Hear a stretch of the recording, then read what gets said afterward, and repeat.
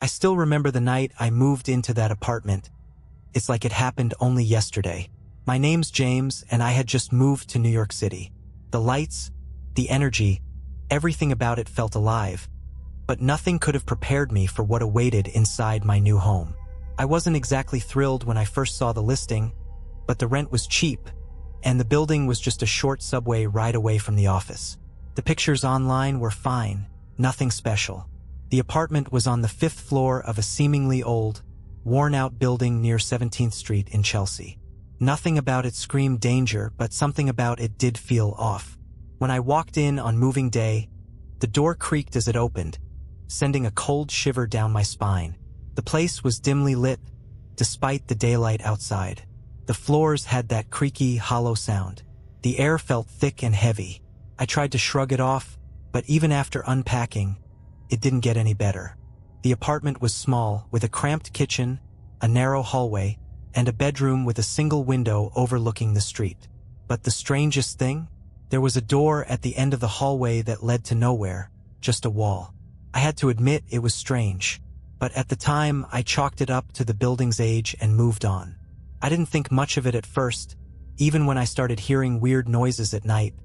Small knocks, scratches, whispers, but I figured it was just the settling of an old building, the wind, or even my overactive imagination after a long day at work.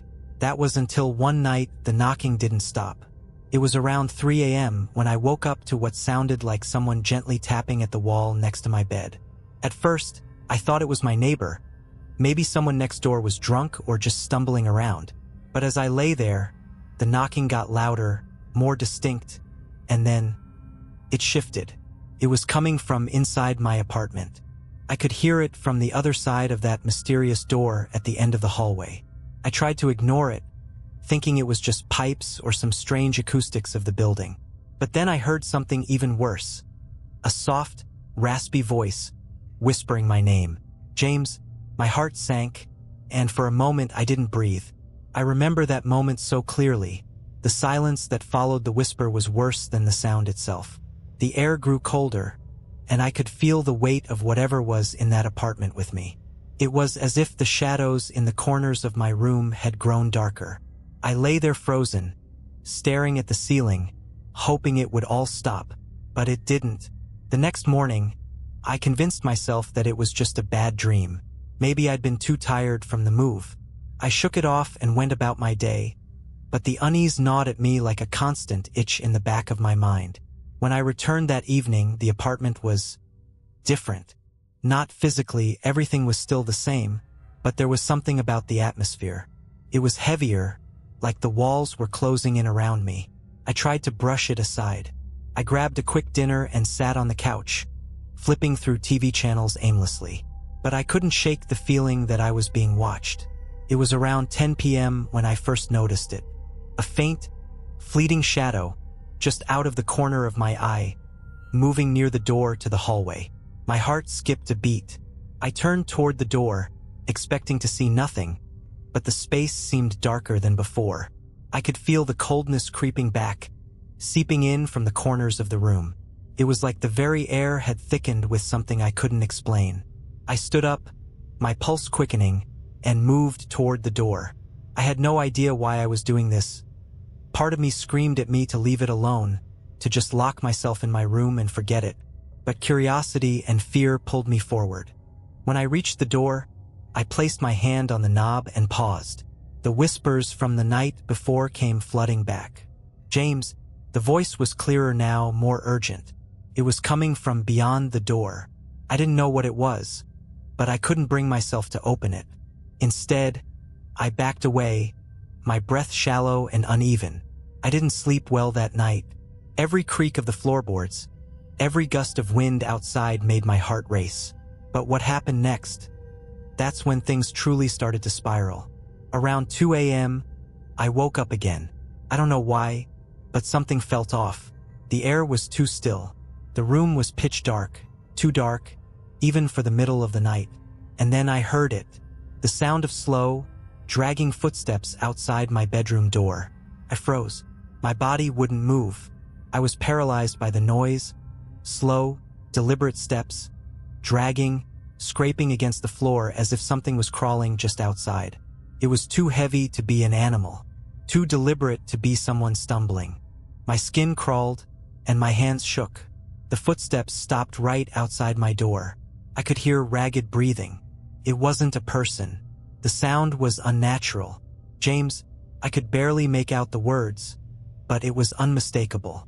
That voice, whispered through the crack under my door. It wasn't the same whisper from before. It was heavier, full of malice, as if it had been waiting for me to notice it. I held my breath, praying that if I didn't make a sound, it would go away. But it didn't. Instead, the door rattled. A low, groaning sound filled the room as if something was pushing against it from the other side. I wanted to scream, but I couldn't. My throat had gone dry. The rattling stopped abruptly, and the room grew so cold I could see my own breath. Then there was a knock on the door, soft but deliberate. A long pause followed, and then the voice again, much closer this time. "Let me in." I swear I could feel the presence outside, waiting for me to react, to let it inside. But I couldn't move. I couldn't do anything but lie there, listening to the silence that followed. My mind raced, heart pounding in my chest. The door was locked. Surely that would keep whatever it was out. But then, I heard something that made my blood run cold. The sound of the lock turning. It was happening. Something was trying to get in. I had no choice but to act. I bolted from the bed, adrenaline surging through me, and ran to the window.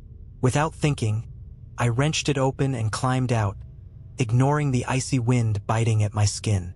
I had to get out of that apartment, out of that building.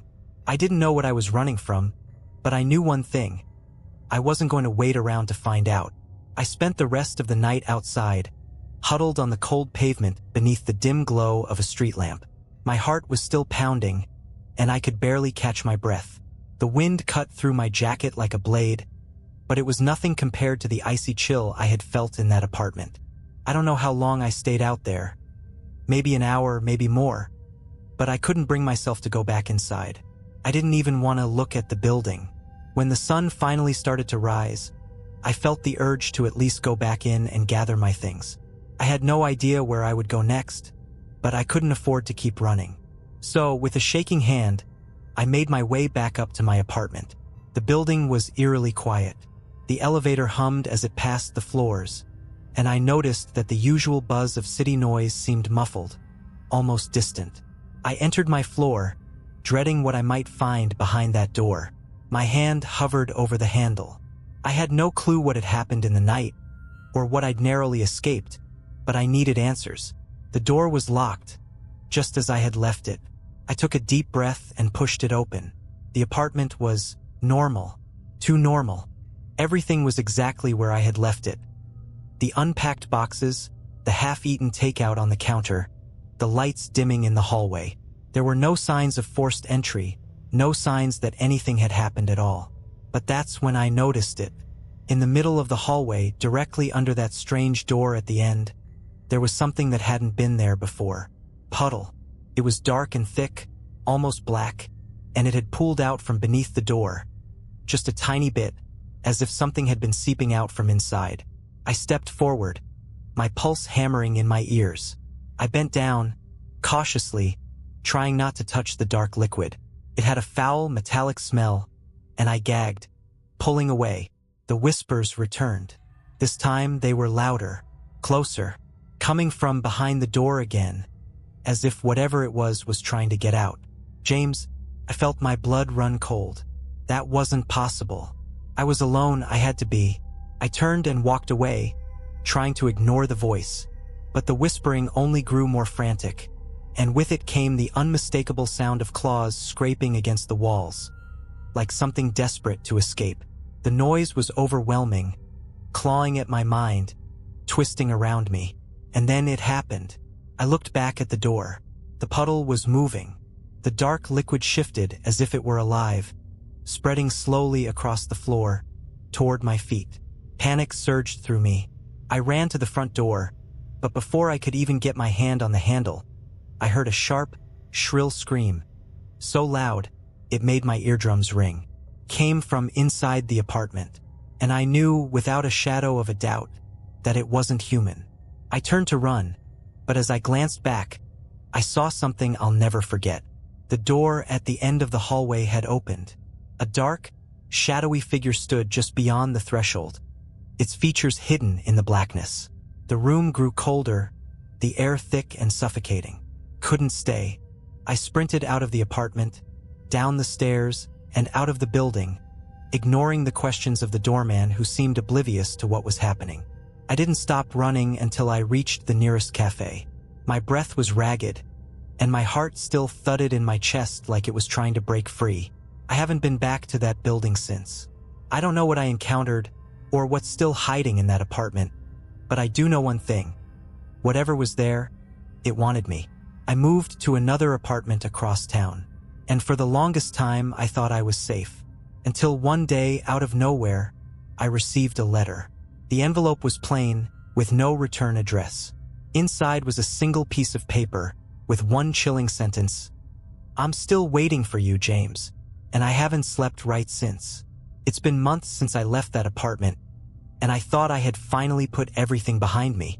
But what I didn't know was that whatever had followed me, whatever had been waiting for me in that apartment, hadn't let go.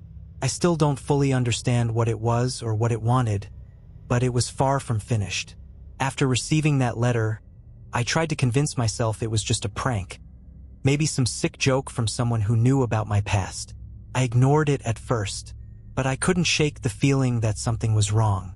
Every time I walked into my new apartment, the air felt too still. The shadows seemed too deep. I'd catch glimpses of movement in the corner of my eye, but when I turned to look, there was nothing there. I tried to reach out to the landlord of my old building to get some answers, but I found out that the building had been sold. The new owners didn't know anything about it, and the tenants I spoke to claimed they had never heard of any disturbances or strange happenings. I was alone with this, and no one would believe me. Then one evening, it all came crashing back. I had just gotten home from work, and I was exhausted. It had been a long week, and all I wanted was a hot shower and some peace. But as soon as I stepped inside, I noticed it. The door to my bedroom was slightly ajar. I never left it open. In fact, I always double-check that everything is locked when I leave. The hairs on the back of my neck stood up as I approached the door. As I pushed it open, the temperature in the room dropped, way below what it should have been. Felt like I had stepped into an icebox. And there, in the middle of my room, was something I could never have prepared myself for. The puddle from my old apartment was back. But this time, it wasn't just a small spill on the floor. It had spread across the room, creeping along the walls, moving like liquid shadows. And in the middle of the room, standing in the very center of it all, was a figure. Couldn't move, couldn't breathe.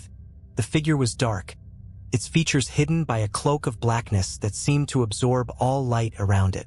But I knew it was there. I could feel its eyes on me, though I couldn't see them. It whispered my name. "James." My mind raced, trying to process what was happening. My heart pounded in my chest, and the cold air made it hard to focus. I wanted to scream, to run, but my legs felt like they were made of stone. The figure stepped forward, its movements slow but deliberate. Each step sent a wave of icy dread through me. I could feel its presence closing in. "You can't escape me," it whispered again, this time in a voice that didn't sound human. It was like 1,000 voices speaking in unison. Harsh, guttural, and yet somehow familiar. A voice that seemed to seep into my very bones. Without thinking, I turned and bolted for the door. But when I reached the hallway, I realized with horror that the hallway wasn't the same. The walls were darker, stretched, as though the apartment itself was bending. The apartment I had thought was new, safe, was the same as before. The same nightmare was repeating itself. I stumbled backward, my mind swirling in panic.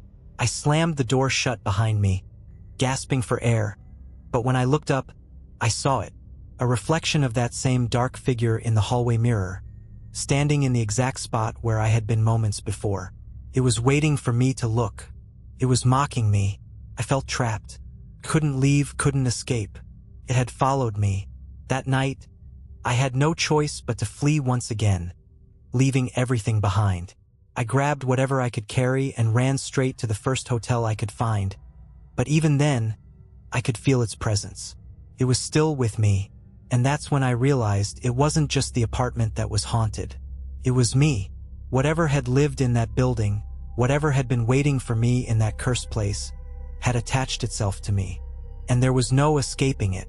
So, I did what I thought was the only thing left to do. I contacted a paranormal investigator, a man named Thomas Wright, who was known for his expertise in cases that went beyond the ordinary. His first words when I spoke to him were chilling. "You're not the first person to experience this." That's when I learned that there had been others. Others who had stayed in that building or had rented apartments nearby, who had vanished or had their lives torn apart by something unexplainable. Thomas told me that what I had encountered wasn't a typical haunting. No, this was something far worse. It was a predator, feeding off fear, clinging to the living, waiting for the right moment to strike. And it was only just getting started. Thomas Wright didn't waste any time. He told me that what I was experiencing wasn't just a haunting. It was an entity, something ancient, something malicious. He'd dealt with cases like mine before, but this was different. This wasn't a simple restless spirit or a ghost that needed to pass on. This was something more sinister, something that fed on fear and had grown stronger with each person it had tormented. And now it had attached itself to me. The first thing Thomas did was ask me about the apartment. He wanted details, every little thing I could remember. He explained that often, these entities are linked to specific places, but in rare cases, they latch onto individuals and follow them. That's why the second I left the building, the presence didn't go away. It followed me, feeding off my fear, waiting for the right moment to strike again.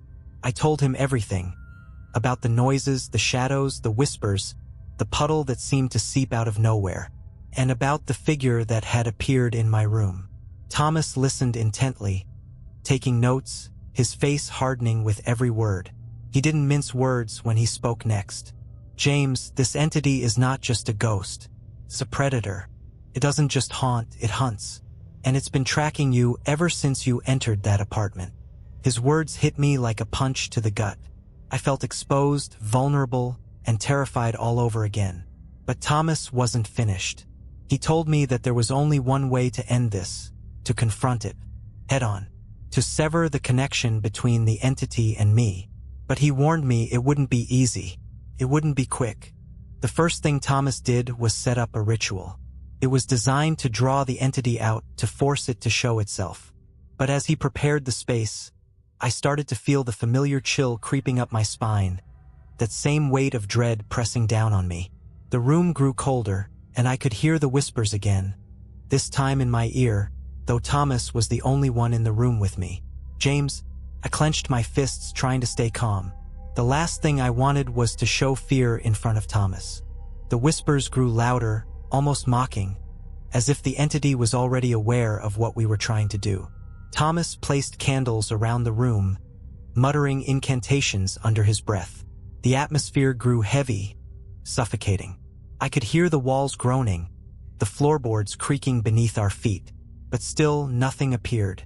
Then, a sudden blast of cold air hit me, followed by a sharp, agonizing pain in my chest, like something was squeezing my heart. I gasped for air, but no sound came out. My vision blurred as I struggled to breathe. Felt like I was being crushed from the inside, like something was inside of me. The whispers turned into guttural growls, rattling my mind. "It's trying to break you," Thomas said, his voice steady despite the chaos around us. "Don't let it take control. Fight back. Focus on the fear." I tried to do what he said, but it was so hard. Every part of me screamed to run, to escape, to let go of the terror that was consuming me. But I held on, forcing myself to concentrate on the ritual, on the one thing that could save me. The shadows in the room grew deeper, and for a moment I saw it. The figure was standing in the doorway, its dark, featureless face staring directly at me. I couldn't see its eyes, but I could feel them, cold, calculating. It was waiting for me to crumble. "James." The voice was so close now, so intimate, it felt like it was inside my mind. "You can't escape me." I will always find you. The words hit me like a sledgehammer, but I fought through it. I focused on the ritual. I could feel the energy around me growing, like something was pulling at the very air. And then it moved. The entity lunged forward, its form shifting in and out of the darkness. The air turned electric, vibrating with a power that made my skin crawl. I could hear Thomas chanting louder, his voice shaking now, but he wasn't backing down. The shadows stretched toward me, and the entity reached out, its hand, a black, clawed thing, grasping for my throat. My vision went white with panic, and then everything stopped. In that brief moment, everything went quiet. The air stopped moving, the whispers faded, and I felt a sudden warmth, a shift in the atmosphere. Thomas stopped chanting, his breath shallow. He looked at me, his eyes wide with a mix of awe and terror. I don't understand, he whispered. For a moment, I thought it was over, but then I saw it. It was still there, lurking in the corners just out of sight.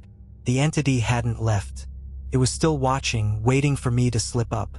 I told you, Thomas said, his voice grim. This is only the beginning. It's hunting you, James. And just like that, I realized something that made my blood run cold. It wasn't just my apartment. It wasn't just that building. The hunt was far from over. Whatever was out there, it had only just begun. After the ritual, I thought I'd gotten a glimpse of hope. But that fleeting peace didn't last long. If anything, the entity grew bolder. I wasn't just haunted anymore. I was actively hunted. The whispering didn't stop. It followed me no matter where I went. Every night, it came closer, its voice seeping into my dreams, twisting my thoughts, and pulling me into a world where reality no longer mattered. Thomas had warned me that this could happen, that confronting the entity wouldn't drive it away completely. No, it would only provoke it, make it more aggressive. But nothing had prepared me for the level of terror that was about to come. One night, a week after the ritual, I woke up to a sound that filled me with pure dread. It was the sound of something dragging across the floor. It was faint at first, almost like a distant echo, but it grew louder, closer, until it was right beside my bed. I opened my eyes, and there, standing in the corner of my room, was the figure. But this time, it wasn't just a shadow. No, it was more solid, more defined. Its form had substance, though it still retained that void-like quality, like it was made of pure darkness. James?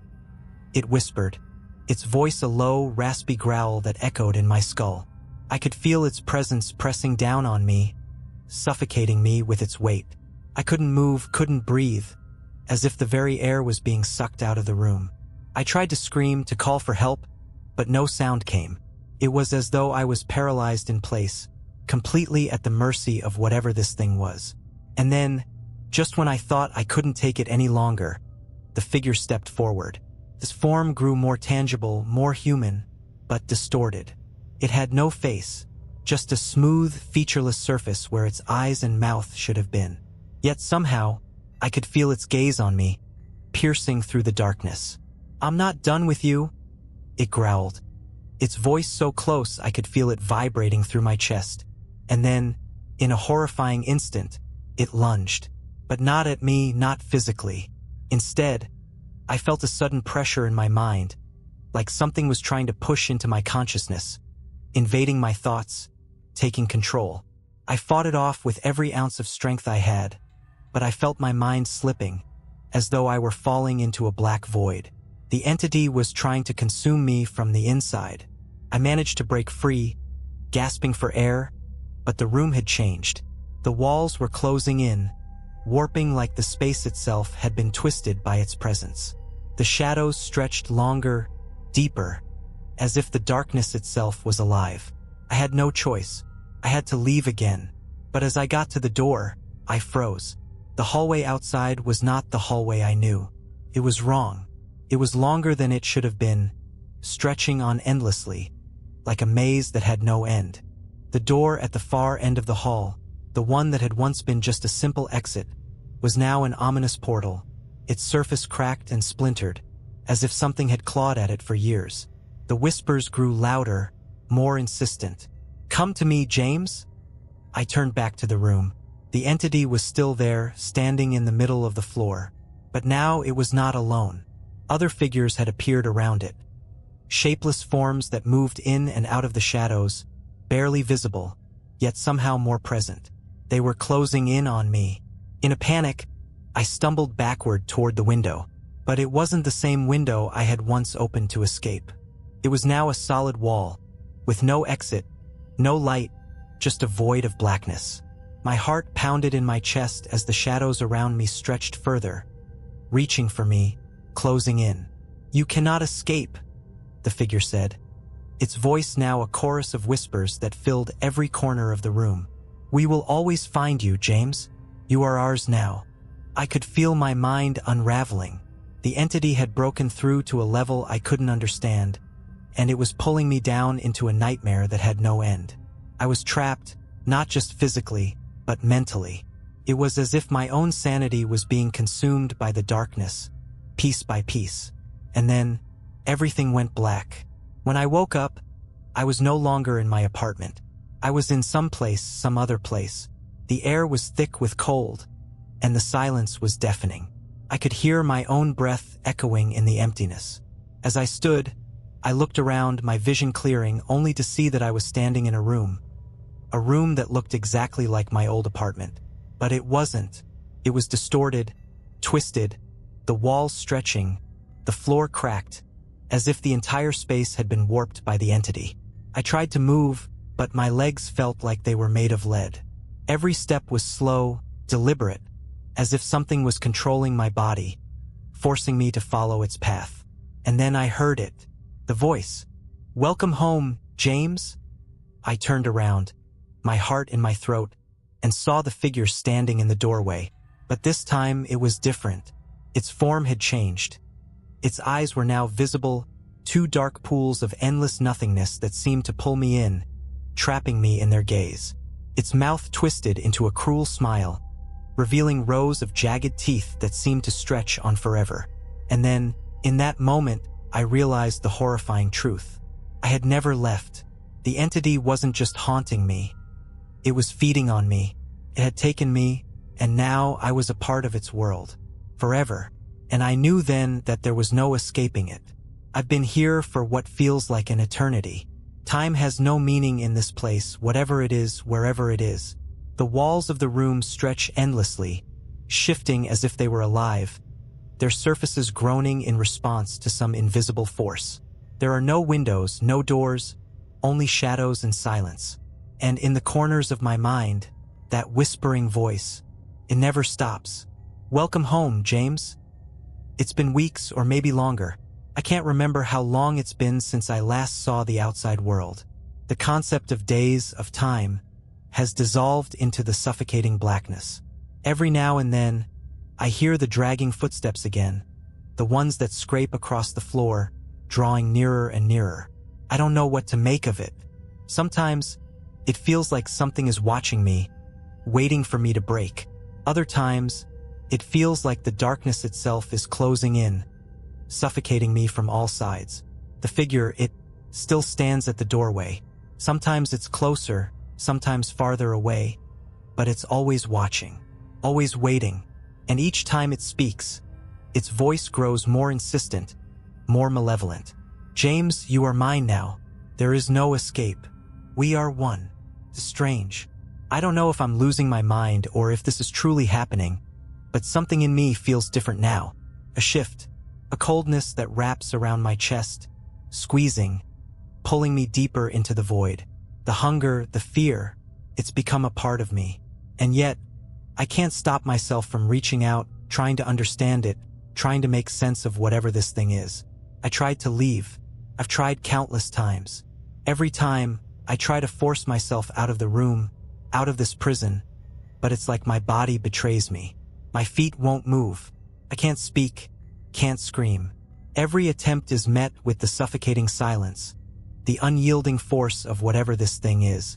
And then, the voices start. It's as if the very walls themselves are alive, speaking in whispers, in hissing tones. They're all around me, calling my name, repeating the same words over and over again. I can't escape them. I can't escape it. You are one of us, James. For the first time since all this started, I feel something stir inside of me. A spark of recognition, of fear. It's not just the entity now, it's something else.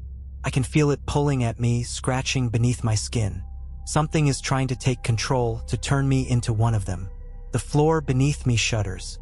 The shadows grow darker, more violent. And that's when I see it, the door. It wasn't there before, but now, in the distance, it stands wide open. The figure is gone. There's only the door. A way out. I hesitate, my mind spinning, my pulse racing. Is this real? Or is it another trick?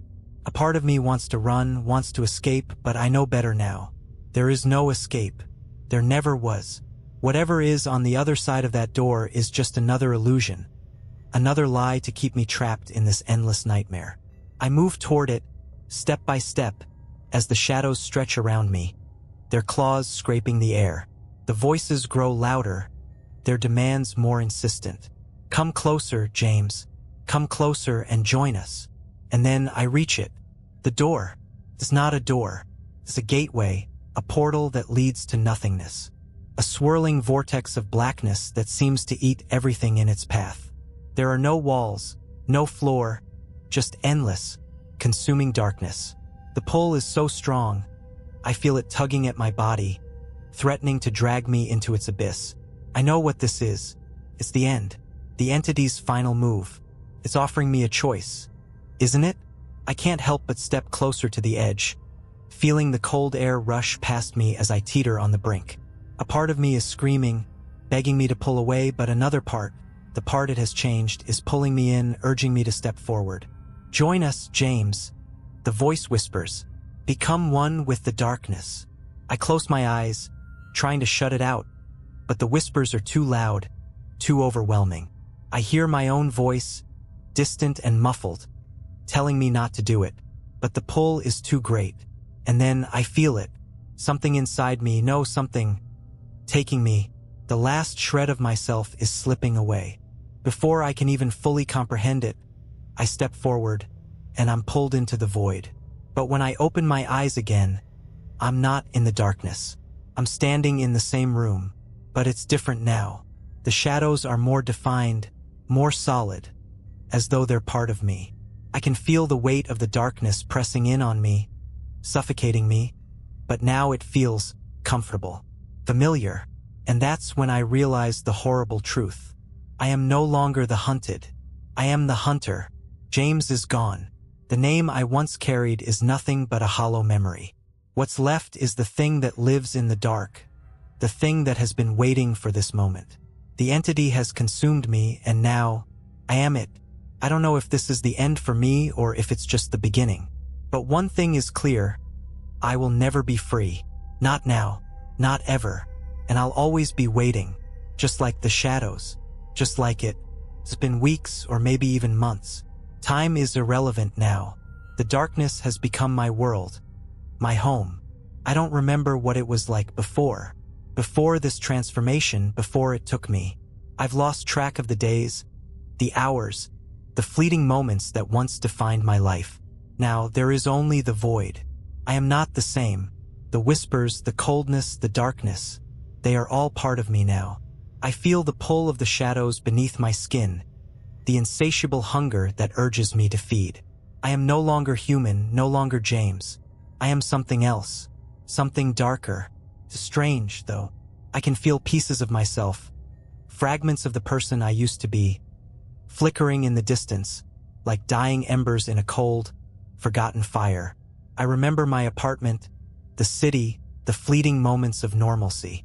But it's all slipping away, vanishing into the black. And yet, I'm not alone here. Other things linger in the shadows with me, their presence ever so faint, yet always there. They were once like me, humans, trapped in the same twisted dimension, consumed by the entity, forced to become part of its endless hunger. I can feel them watching, waiting, but they don't speak anymore. They've been lost, absorbed into the darkness, just like I was. And then one day I felt it, a shift. It wasn't just the usual whispers or the flicker of the shadows. No, this was something different, something alive. A new presence. A pulse of energy. A flicker of light in this void. It was faint at first, but it grew stronger with each passing second, like a beacon. A tiny spark in the vast, unrelenting darkness. I shouldn't have gone toward it. The entity doesn't let things escape. Traps you, molds you into its own, twisting and breaking you until there's nothing left. But something in me, some small, forgotten piece of the person I used to be, urged me forward. I followed the light, and as I did, the shadows seemed to recoil. The walls, the void, everything around me seemed to shift. It felt like the very fabric of this place was shaking, unraveling. And then I saw it. A figure.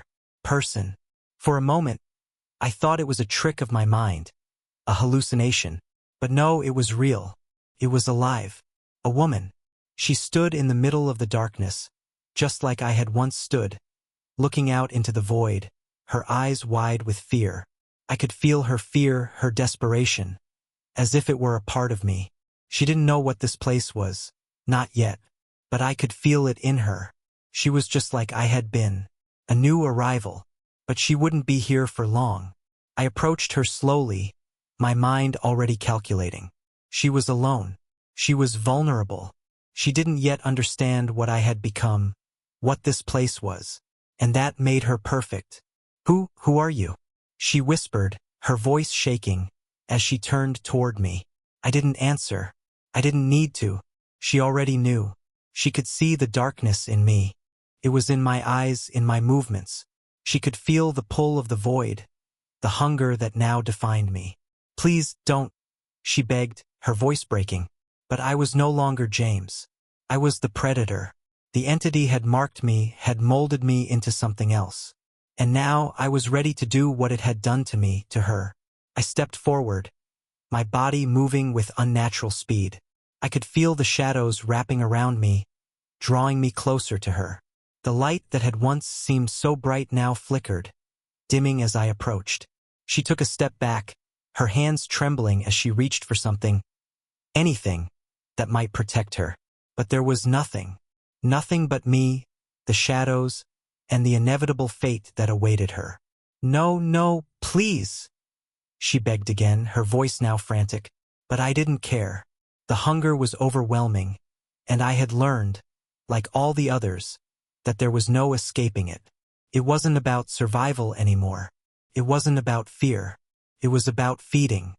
I lunged at her, my hands reaching for her throat. But as I touched her skin, I felt something different, something familiar. For the briefest moment, my vision blurred, and I saw it. The face I had once worn, the life I had once lived. I saw myself. Her fear wasn't just her own. It was mine too. And in that moment, I realized the terrible truth. This wasn't the end. It was the beginning. The entity never lets you go. Not completely. It doesn't just consume you. It remakes you, and every person it touches becomes part of its endless cycle. You don't escape. You don't die. You just become another part of the abyss, another pawn in its eternal game. And now I understood.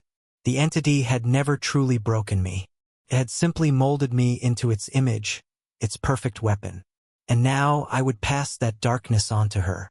There's no escaping it. There's no escape from the shadows. And no one who ever enters the void leaves unchanged. I'll never leave, and neither will she. The darkness is thick, almost suffocating, but it no longer frightens me. It surrounds me like a cloak I've grown used to, wrapping around my skin, merging with the very fabric of my being. I am the shadows now, one with them, and I can feel them, pulsing, alive, whispering in the corners of my mind. The hunger is still there, gnawing at me, but it's no longer my master. It is part of me as much as I am part of it. And then there's her. The woman I saw, the one I tried to claim as my own, has become something else now. Something that is me and not me. She is lost, just like I was. But there is something different in her now. She is beginning to see it, to feel the transformation. I can see it in her eyes, the knowing. She knows what I've become. She knows what's coming for her. I watch from the shadows, my presence just barely a ripple in the dark. She's trying to resist, trying to hold onto something human. She still speaks to herself, sometimes in desperate whispers, words of denial, of confusion. She doesn't understand what she's becoming. I didn't either. Not until it was too late. But there's no use in trying to fight. She'll learn just as I did. Just as every soul before us has. It's too late. Her screams echo through the void, just like mine did. First, she tries to run. But where can she go? There is no escape from this place. No exit. The shadows, the hunger, the whispers. They're a prison that knows no end. I can feel her fear growing, that delicious, primal fear, as I draw closer to her. She doesn't know how long she has, how long anyone has once they've entered this place. This is the beginning of her transformation, and like me, she'll soon forget who she once was. She will be swallowed by the darkness, reshaped, and become a part of the cycle. It's strange. There's a part of me, a tiny, faint part, that still remembers what it was like to be human, to feel warmth, to feel love, to be alive. But that part of me is fading, replaced by the hunger, the need to consume, to break, to twist everything I touch into something darker. I am not James anymore. I haven't been for a long time. I am something else now, something that was forged by the shadows. And she will be the same. I can't escape. She can't escape. The entity has made sure of that. It is the puppet master, pulling the strings, turning us into what we are now. We are not individuals. We are simply part of its endless design. Each of us a piece in a game that has no end. And we are the hunters. There are more now, more like me, more like her. I feel their presence in the dark. Feel them watching, waiting for the next moment to strike. I see them, once in a while, walking through the shadows, lost and broken like I was, but with a new hunger in their eyes. The cycle continues. I think of the others, the ones before us, the ones who didn't make it out. They've all been consumed, absorbed into the darkness, and yet they remain. Their presence lingers, trapped like ghosts in the void. Their voices fading but never entirely gone. The entity holds them, holds us all in its grasp, and no one ever truly leaves. Not alive, not dead, just waiting. I know what's coming next. It's inevitable. There's no running. There's no resisting. The hunger will claim us all. And then, just like I did, she will look at the next poor soul who wanders into the darkness. And she will become the hunter. She will feed on their fear, feed on their pain, and drag them into the void with us. The cycle never ends. It never will. I am the predator now, and I will always wait. I have watched her long enough now, felt the transformation deep within her, just as it had coursed through me. The moment she steps toward that edge, just as I did, her eyes will betray her. The fear, the confusion, the realization that she has already become a part of this place. She'll understand the inevitability, the finality, just as I did. And then, when it's her turn to become the hunter, to pass on the curse, to consume another, she will embrace it.